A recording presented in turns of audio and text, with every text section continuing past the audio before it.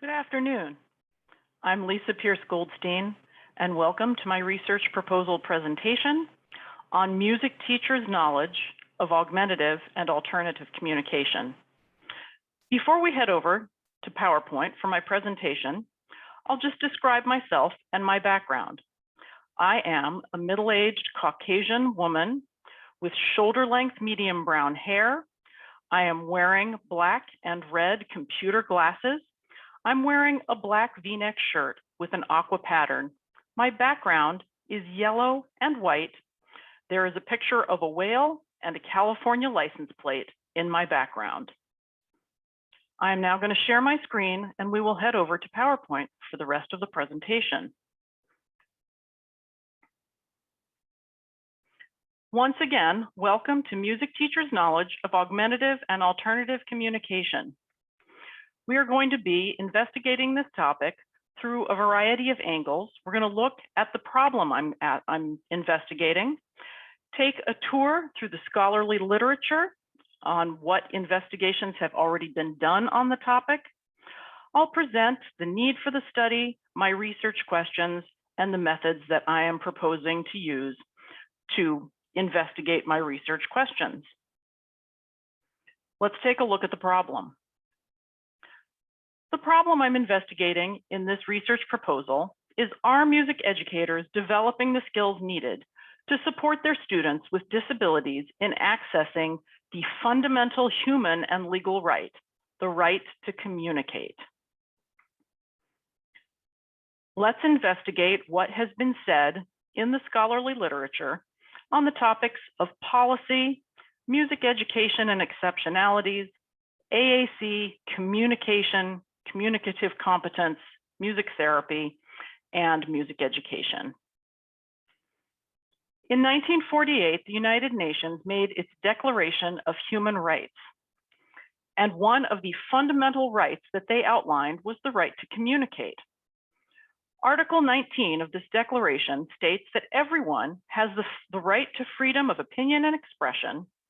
This right includes freedom to hold opinions without interference and to seek, receive, and impart information and ideas through any media and regardless of frontiers.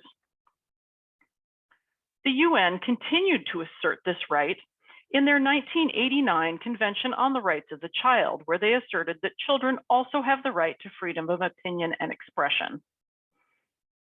In the 2006 Convention on the Rights of Persons with Disabilities, the UN asserted that persons with disabilities have the right to communicate and be supported in communication in their home language, including sign language, and that they have right to media and technology that will provide them with access to communication. It makes a strong statement that international diplomatic organizations assert that communication is a fundamental human right. However, it is only through national legislation that this right is enshrined in law. In the United States, we have 3 federal laws that assure the right of persons with disabilities to be able to communicate. The first is the Individuals with Disabilities Education Act, last reauthorized in 2004, the Americans with Disabilities Act in 1990, and Section 504 of the Rehabilitation Act of 1973. Between these 3 important federal pieces of legislation, the right to communicate is assured through education from preschool all the way up through university, and in the workplace and in the community. Further, these laws prohibit discrimination on the basis of communication and other disabilities. Let's take a look at some needed definitions to understand before we go through the rest of our presentation. The first is complex communication needs. Now, many people have some sort of communication disability, but it is the students with complex communication needs that are going to need the support of augmentative and alternative communication. So let's define this.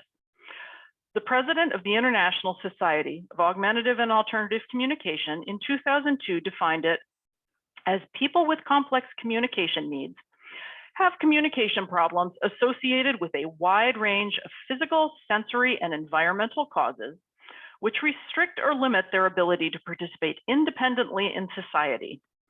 They and their communication partners may benefit from using augmentative and alternative communication, also known as AAC, methods either temporarily or permanently. Another important definition is augmentative and alternative communication, which is an area of clinical practice that supplements or compensates for impairments in speech-language production and or comprehension, including spoken and written modes of communication. AAC can be unaided, meaning anything that you would use that's a part of your body other than speech to communicate. Aided AAC refers to communication supports that are not part of your body that you would use to supplement or replace existing speech capabilities. And that might include voice generating devices, picture-based communication books, tangible symbols, picture schedules, written words, among others. Having access to AAC supports is not sufficient to becoming a fluent communicator using AAC.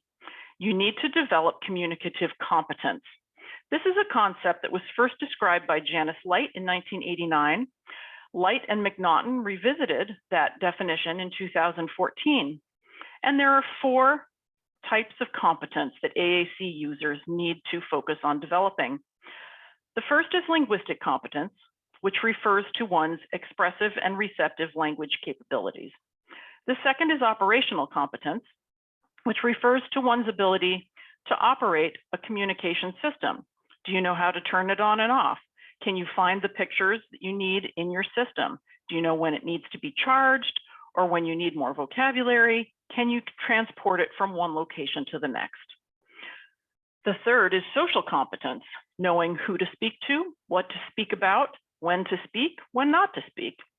And the fourth is strategic competence, which refers to persistence in communication or the ability to repair communication breakdowns.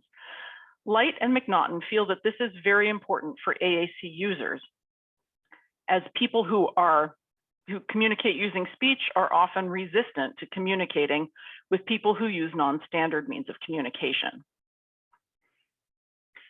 Let's visit the world of music education and exceptionalities. IDEA mandates that students with disabilities receive the same educational experiences and opportunities as their non-disabled peers. So music students who have complex needs may receive music education in a variety of settings, including general education, inclusion, substantially separate or self-contained.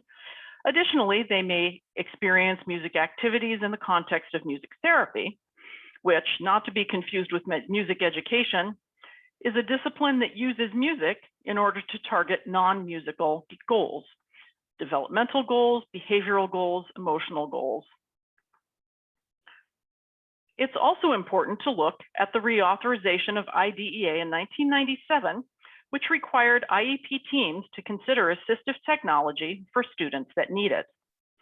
Augmentative and alternative communication is a form of assistive technology that supports communication needs. Other forms of AT that you may be familiar with are supports for mobility, such as wheelchairs or special seats for seating, pencil grips. AT can really be any tool that helps students with disabilities access their educational and daily needs. IEP-driven assistive technology supports are used across the school day, including in music. Let's take a look at the literature that discusses preparation of music educators to work with students with diverse needs. There are several scholars who've dug into this particular topic and found that consistently music educators are not well prepared by their educational experiences to work with a diverse student body. First, pre-service education, for many reasons, does not adequately prepare music educators to serve students with disabilities. Hamill and Horrigan, Salvador and Paciali, and Bernard all cover this topic. And Bernard further develops it into the world of professional development for working music educators that currently exists in a sort of patchwork format. Although with the development of some organizations that specialize in arts education and special needs, this is improving. Once music teachers are through with their pre-service experiences and are working, they continue to express that they feel lack of preparation, lack of time to collaborate with other professionals that might help them, and that they don't have access often to IEPs, other necessary documentation, and assistive technology that they need to support their students with disabilities. We're going to take a look for a while at some research in the field of music therapy, because most of the actual studies that have been done on music and augmentative and alternative communication have been performed in the field of music therapy. And there are two basic types of studies that have gotten attention in the music therapy literature: case studies and survey studies. There are several case studies that I profiled in my literature, in my investigation through the literature. Geist et al., Zigo and McCarthy and Geist are a few of them. And they all discuss collaborations that music therapists have had with other professionals such as speech language pathologists, special education teachers, occupational therapists, and families in order to use AAC and music to further certain goals. So in some cases, it's using music to help students build their skills with their AAC. In some cases, it's using AAC to support both communication goals and access to participation in musical activities.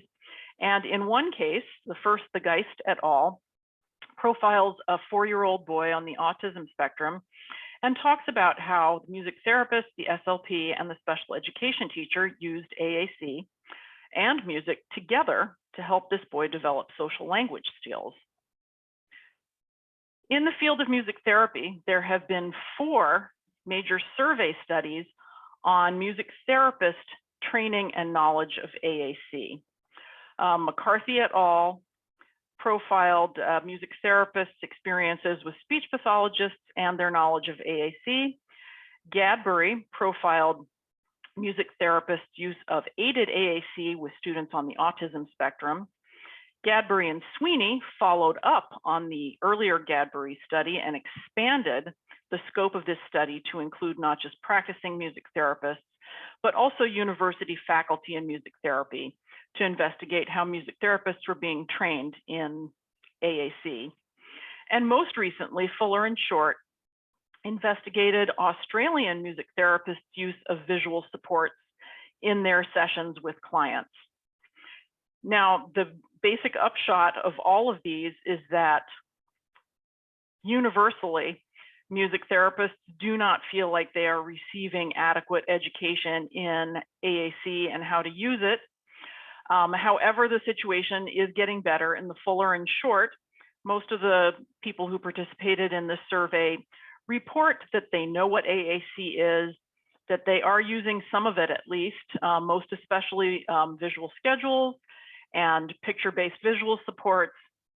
But overall, music therapy, the field of music therapy as a result, at least as represented in these 4 studies, still has a ways to go in making sure that their practitioners have knowledge in this area that they need. Let's move on to the literature in the field of music education and exceptionalities and see what that has to say about AAC. There's a lot of discussion of AAC in a sort of information sharing way, and several scholars in books and articles have described the importance of AAC. For example, Adamick and Darrow, who discuss it quite thoroughly in several of their articles and books, believe firmly that music educators should familiarize themselves with students' AAC systems. Jellison and Crockett remind rather emphatically music educators that they must comply with federal laws, IDEA, ADA, and Section 504. Watts, McCord, and Vanderlyn de Blair don't specifically deal with AAC, but they do have a very extensive article on assistive technology, and they feel that we have long since passed the time when it is okay for facilities and employers to not educate their music educators in assistive technology, and that it is also incumbent on music educators to educate themselves. Let's move on and see what kind of studies have been done on AAC and music educators. In 2010, McCord and Watts did a study with music educators in an unnamed Midwestern state on their knowledge of assistive technology, not specifically AAC, just AT. And they found that most of the music educators expressed that they were familiar with AT, specifically AT for mobility, seating, and communication, but nobody felt that they had any level of expertise. They also distressingly reported that most of the time they did not have access to IEPs or other needed documentation, and that they were not consulted by IEP teams. So this brings us to the need for the study. Students with complex communication needs receive music education in a variety of settings, often along with their general education peers. Music educators may not be adequately trained to support students with complex communication needs who use AAC, and so far, no study has been done to investigate how music educators are trained in AAC. So the purpose of my study is to gain information about music educators' knowledge of AAC and their experiences using it in their practice. I proposed 4 research questions. What AAC education are pre-service music teachers receiving at the university level, either in college or in graduate school? What AAC trainings are music teachers receiving in the context of professional development activities? How are K-12 music teachers incorporating AAC into their instruction? And where do K-12 music teachers get support with AAC equipment and use? The participants I propose to recruit for this study will be members of the Massachusetts Music Educators Association. While ideally, I would love to make this a national survey. I live in Massachusetts, and this seems like the most sensible place to start. And I think this will be a very rich group of participants to poll. I have developed a survey which has now been through 2 rounds of revisions. It has 24 questions that are all multiple choice or Likert scale type questions, and it has 3 sections. The first gathers information on demographic and school setting information. The second is called You, Your Students, and Augmentative and Alternative Communication, and questions center around education in AAC, knowledge of which of your students use AAC, do they have systems that they bring to class, do they use their AAC systems in music class, do you know where to go for support? And then the third section is feelings and experiences with AAC, and this is the section that presents statements, and respondents can answer these statements on Likert scale, on a Likert scale. So the procedure I propose would be to largely do this as an online survey. However, I would consider bringing a paper-based version to the annual MMEA conference, the Massachusetts Music Educators Conference in March, for additional participants who might like to do it that way. For the online survey, participants will have 2 weeks to complete the survey, at which time an email reminder will be sent, and 1 week will be given after the email reminder to complete the survey. I propose a quantitative method of data analysis that focuses on percentages and frequency distributions, descriptive statistics. So my final thoughts on this important topic: to reiterate, communication is a human and legal right. Individuals with complex communication needs use AAC to communicate. Individuals with complex communication needs receive music education in their school setting, and it is important to determine if music educators have the skills needed to support their learners that use AAC in accessing their music education experiences. Thank you for joining me for my presentation of my research proposal presentation.